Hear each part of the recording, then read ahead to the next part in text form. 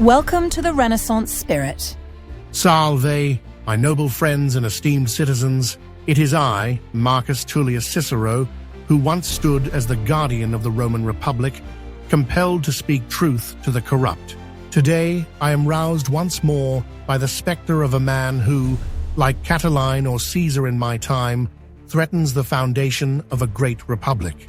His name is Donald Trump, and his vices, glaring and multitudinous, mirror those of tyrants who sought to reduce Rome to ashes. My duty, as ever, is to illuminate these dark corners of human nature, not for my own sake, but for yours, for the preservation of a system based on virtue, not vice. I speak now of a man whose actions demand the severest censure, not merely because they are wrong, but because they imperil the very soul of the nation he seeks to lead. The Roman concept of virtue's a balance of courage, honor, and morality is lost upon Trump, who embodies a grotesque distortion of leadership. My role today is to highlight his vices so that, through reflection, you may avert the calamity of allowing such a man to ascend to power once more. Let us proceed, then, with eyes wide open, to the many failings of this man. Let us first consider his most brazen offense, arrogance, also known as superbia, a toxic blend of excessive pride, arrogance, and self-importance. This ancient vice, long despised by the wise, leads a man to overestimate his abilities and underappreciate the contributions of others. In Trump's case, his hubris blinds him to the complexities of governance, as he continually asserts that he alone can solve the nation's problems. This arrogance is not only a personal failing, but also a danger to the Republic, for a man who cannot recognize his own limitations is unfit to navigate the intricate and delicate balance required to govern a free people. Trump revels in the adulation of the masses, much as the worst of tyrants in my time did. His self-proclaimed genius lacks the humility that defines true leadership. He views himself not as a servant of the people, but as a monarch destined to be worshipped. What is more dangerous than a man who sees himself above reproach? To believe oneself infallible is to invite disaster. History, both ancient and modern, teaches us that those who cling to power for its own sake will, in the end, destroy both themselves and their people. And yet, America has indulged this arrogance, allowing it to fester unchecked. But arrogance alone is not his only sin. His deceit, also known as mendacium, is even more insidious. It is a vice that erodes trust and undermines the very fabric of public discourse. Trump's career has been marked by a litany of misleading statements and outright falsehoods, whether concerning the integrity of elections or the reality of his achievements. A leader who cannot be trusted to tell the truth, who manipulates facts to suit his personal narrative, is a threat to the democratic process. For how can a republic survive if its citizens cannot believe the words of its leader? His dishonesty breeds confusion and division, fostering a climate where truth becomes subjective and lies hold the same weight as facts. A republic thrives on truth, on transparency, and the trust of its citizens. Trump, however, lies with impunity, eroding the very fabric of public discourse. Whether it be through falsehoods about elections or untruths about his own achievements, he has sullied the public square, leaving it awash in confusion and mistrust. Such deception, dear viewer, is anathema to the ideals upon which America was founded, much as it was to the Roman Republic. A leader who deceives his people invites their ruin. Narcissism, also known as amour sui, is another vice that Trump exhibits in abundance. Obsessed with his self-image, Trump seeks constant praise and admiration, using the presidency not as a platform to serve the people, but as a stage upon which to flaunt his perceived greatness. Such narcissism is dangerous, for it shifts the focus of leadership away from public service and toward personal glorification.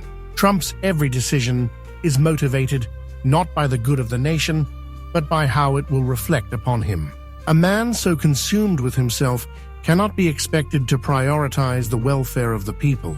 Authoritarianism, also known as dominatio, is perhaps the most ominous of Trump's tendencies. His clear desire to centralize power in his own hands, coupled with his disdain for checks and balances, signals a dangerous drift toward autocratic rule. A true leader respects democratic norms and institutions, understanding that no one individual should wield unchecked power. Yet Trump repeatedly undermines these norms, attacking the judiciary, the press, and the electoral system itself. This autocratic impulse threatens to erode the very foundations of American democracy, leaving a fragile system vulnerable to tyranny. In addition, Trump's vindictiveness, also known as ultio, is a vice that should alarm all who value civility and justice. He consistently retaliates against critics and opponents with personal attacks, demonstrating not only a lack of magnanimity, but also an inability to accept criticism. Vindictiveness in a leader leads to a climate of fear and intimidation, where dissent is punished and sycophancy is rewarded. Such a temperament is unworthy of the presidency, for it fosters division and stifles the free exchange of ideas. Manipulation, also known as dolus, is another vice that stains Trump's character. Throughout his life, he has shown a willingness to use others to achieve his personal or political goals, often without regard for the consequences. Whether through exploiting legal loopholes or manipulating public sentiment, Trump demonstrates that he sees people not as citizens to serve, but as tools to be used. This manipulation erodes trust in leadership, for a republic thrives only when its leaders act in the best interests of all, not merely their own. Greed and avarice, also known as avaritia, is yet another vice that courses through Trump's veins. His pursuit of personal wealth and power above the public good is well documented. From using the presidency to further his business interests to prioritizing tax cuts for the wealthy, Trump has demonstrated time and again that his own gain takes precedence over the welfare of the nation. A leader driven by greed cannot be trusted to act in the interest of the people, for such a man will always seek to enrich himself at their expense. Divisiveness, also known as discordia, is perhaps the most destructive of Trump's tendencies. Instead of fostering unity, he has thrived on polarization, pitting Americans against one another along lines of race, class, and ideology. A republic cannot endure when its people are set against each other, for division weakens the bonds of civitas, the shared civic duty that holds society together.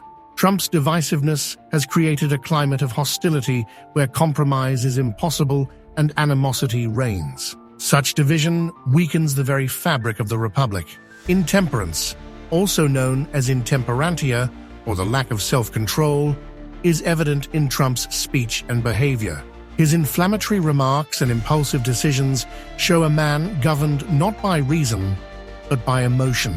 A leader must possess the discipline to govern wisely, yet Trump's inability to restrain his impulses has led to chaos and confusion, both domestically and internationally. This intemperance is a clear sign that he lacks the temperament necessary for the highest office in the land. Trump's disrespect for institutions, also known as contemptus institutionum, undermines the very pillars of American democracy. From his attacks on the judiciary to his efforts to discredit the media and undermine faith in the electoral process, Trump has sought to erode trust in the institutions that safeguard liberty. A leader who does not respect these institutions is unworthy of the office, for he threatens to dismantle the structures that protect the rights and freedoms of the people. Lack of humility, also known as superbia once again, manifests in Trump's unwillingness to admit mistakes or seek wise counsel. He believes himself infallible, surrounding himself with those who flatter him and dismissing those who offer honest criticism. A president must have the humility to learn from others, to recognize his own limitations, and to accept responsibility for his actions. Trump's refusal to do so is a dangerous trait in a leader, for it leads to poor decision-making and an inability to grow. Demagoguery, also known as demagogia, or the appeal to popular desires and prejudices rather than rational argument, is a hallmark of Trump's rhetoric. He plays on the fears and frustrations of the people, offering simplistic solutions to complex problems. A true leader appeals to the better angels of our nature, not to the base instincts of fear and anger. Trump's demagoguery divides the nation, pitting citizens against one another and undermining the reasoned discourse necessary for a healthy republic. Racism and xenophobia, also known as racismus et xenophobia, are vices that Trump has not only exhibited but has actively encouraged. His promotion of harmful stereotypes, his attacks on immigrants, and his support of policies that discriminate against minorities are an affront to the ideals of equality and justice. A leader who fosters hatred and division based on race or ethnicity cannot claim to represent the values of a democratic society. Such bigotry poisons the soul of the nation and leads to injustice and strife. Sexism, also known as sexismus, is another vice that Trump has demonstrated throughout his public life.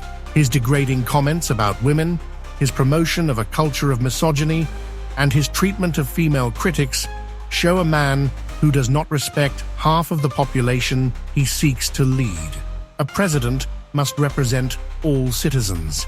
Yet Trump's behavior suggests that he sees women as objects to be demeaned rather than as equals deserving of respect and dignity. Finally, Trump's self-serving opportunism, also known as opportunismus, has been on full display throughout his presidency. He has prioritized his own interests and ambition over the national interest, using the office to further his personal goals rather than to serve the people. A leader must act in the best interests of the nation, yet Trump's opportunism shows that he is willing to sacrifice the good of the country for his own gain. Trump's vanity, also known as vanitas, is perhaps one of his most glaring vices. Vanity, that shallow preoccupation with one's own appearance and accolades, is the antithesis of the humility required for leadership. A vain man is obsessed not with the well-being of others, but with his own reflection, seeking constant praise and validation, and Trump's insatiable thirst for admiration knows no bounds. He cannot abide criticism, nor can he tolerate dissent, for these things tarnish the image he has so carefully crafted. Vanity renders a man blind to the needs of the people he serves, and instead of looking outward to uplift a nation, he gazes inward, trapped in the shallow pool of his own ego. A president must be a servant to the public, but Trump's vanity compels him to seek only self-glorification, making him unfit for the role of a leader whose duty is to all citizens, not just to his fragile pride. These vices, hubris, deception, narcissism, authoritarianism, vindictiveness, manipulation, greed, divisiveness, intemperance, disrespect for institutions, lack of humility, demagoguery, racism, sexism, vanity, and opportunism are not only personal failings, but dangers to the Republic. We'll discuss the reasons in our next chapter. They make Donald Trump unfit for the office of the presidency, for a leader so consumed by vice cannot hope to lead a nation toward virtue.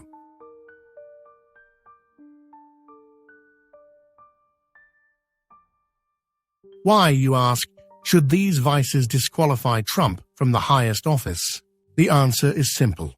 A leader's character shapes the fate of a nation.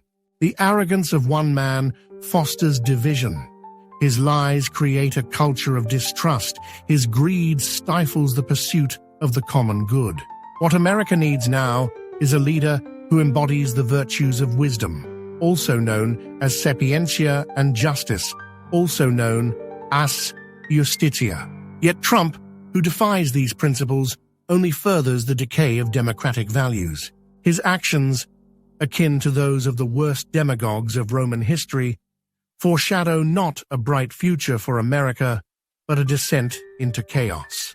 The power to lead is not a divine right, but a sacred responsibility. When a leader acts solely in his own interest, as Trump so often does, the very spirit of the Republic, its libertas, its freedom begins to wither.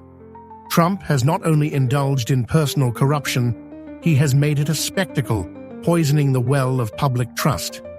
Should you, noble citizens, allow this man to lead again, you too become complicit in the erosion of the republic.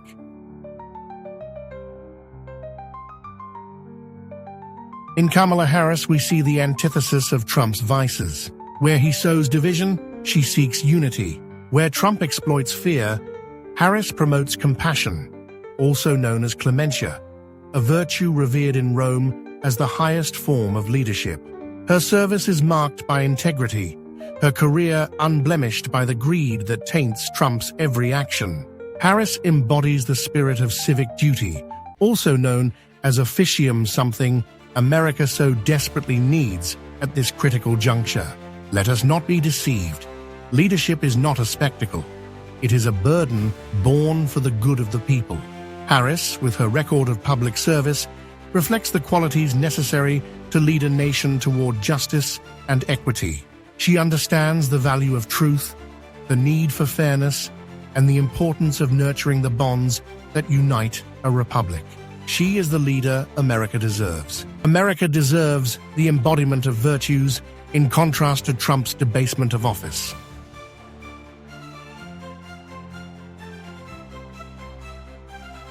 In summation, I must ask, what vices do we embrace when we support a man like Trump? If we elect him, we elect arrogance, deceit, and greed vices that not only degrade the man himself, but also the nation he purports to lead.